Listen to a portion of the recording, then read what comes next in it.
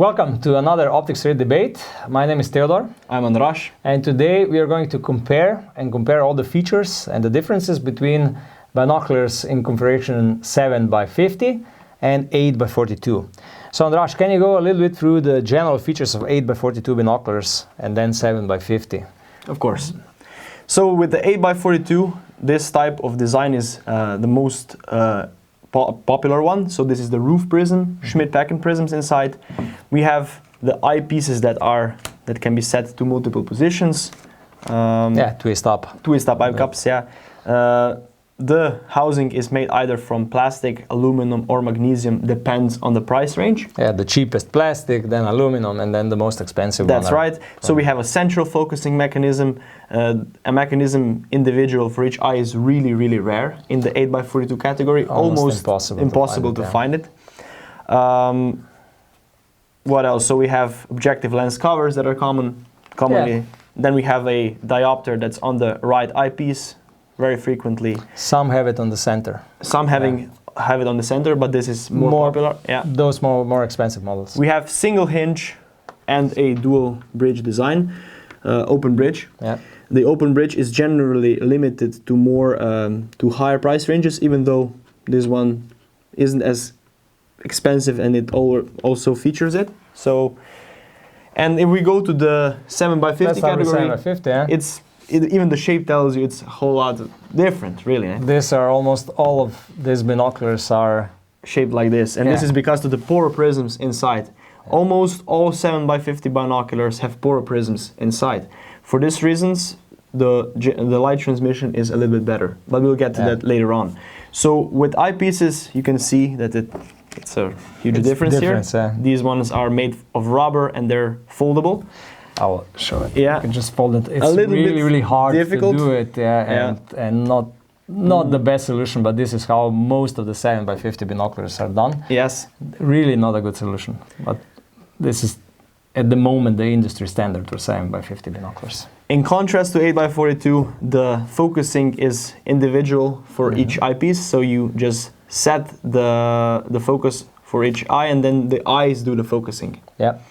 You set it just once. Yeah, you set it just once, if you use it, and then the eyes do the focusing by themselves. What you gain by this is complete waterproofness. So both of these are waterproof, but if you would put the binoculars into water for 2 days, these ones would last. So they're usually built like a tank, sturdy, strong, rubberized, but underneath you can find mostly polycarbonate housings are made out of plastic. Yeah, rarely they're made out of magnesium. Most of them are either out of plastic or aluminum. Yeah. And then covered with rubber. And that's basically it. With common features, what we forgot is what about the price ranges? Yeah, the price ranges. So with 8x42 we have all the way from 100 euros to 3,000 euros. With 7x50 we have it from, I would say, 100 euros to 1,200 euros.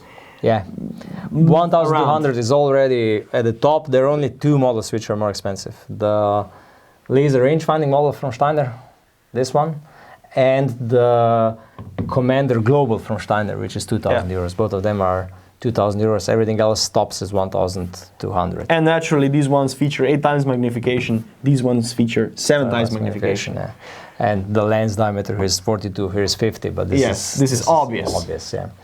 Okay, I will talk a little bit about the suitability. 8x42 binoculars, please check our buying guide for this category of binoculars. They can be used almost for everything. Hunting, bird watching, hiking, you name it. Traveling, for everything. These are the most all-around usable binoculars on the market, by far. 7x50 binoculars are usually used only for two purposes. Either marine use, so on sailboats, on ships, and so on, or in some even rarer instances like this Delta Optical, Extreme 7x50, or Fujinon 7x50, some models more expensive ones, which are made for low light. These binoculars are then made to compete against 8x56 binoculars. So very narrow use, either marine or low light use, while 8x42 can be used for everything. Now I would like to ask you, Andras, if you can go through all the differences. First, through the differences in optical performance between 7x50 and 8x42. Yeah, if we take a look, first magnification, of course, 7 times, 8 times, this means that naturally the 7 times will provide you with a wider field of view, so you'll be able to observe more details. In theory. In theory. Yeah. But if we look in practice, the 7x50 usually have 125 from 1 to 140 meters of field of view. Yeah. The more affordable models have around 125 meters. Yeah. The best models have 145 meters. Yeah. With 8x42 you have from, I would say, 135, 130, all the way up to 150 meters. Even 160 almost with an on Swarovski NL Pure. So in theory, 7 times should give you more, but but in practice shows practice otherwise. Also, if you look at the, let's say, the most expensive 1,200 euros 7x50 binoculars, they have 145 meters of field of view. If you look 1,000 euros in 8x42 category, let's say like a Trinovit, Zeiss Conquest HD, Vortex Razor, Minox HD, and so on, they all are around 130 meters of field of view. If you wish to have more, you have to spend more. So, of course, euro per euro, you get wider field of view on 7x50. Okay, what about low light performance? Yeah, low light performance. If we take a look at the exit pupil, the exit pupil on the 7x50 is of a greater diameter. So you will have a brighter image on the 7x50. By far. Can you explain how the individual focusing works in twilight? Well, low light performance, just keep it short, with 7x50 is much better. First of all, the bigger exit pupil, 5 millimeters 0.25, 7 millimeters. 7 millimeters is also the maximum that the eye can dilate. Yeah. Okay, this is the first reason. The second reason is individual focusing. With central focusing, you will always hand focus, and the less light you will gain, the harder will be to really focus the object you're looking at. And third thing, and not last, is the prism system. The poro prisms will transfer more light through them.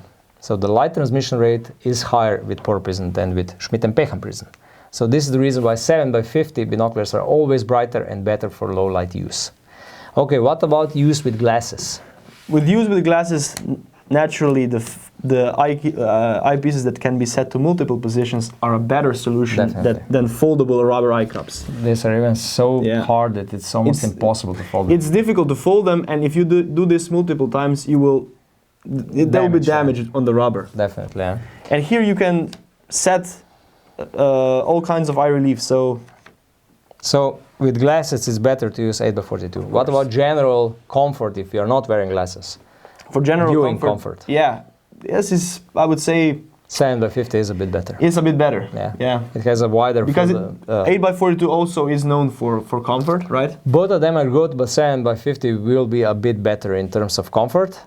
Normally, in terms of holding comfort, 8x42 will be better because it's lighter. Especially the ones with the open bridge. Yeah.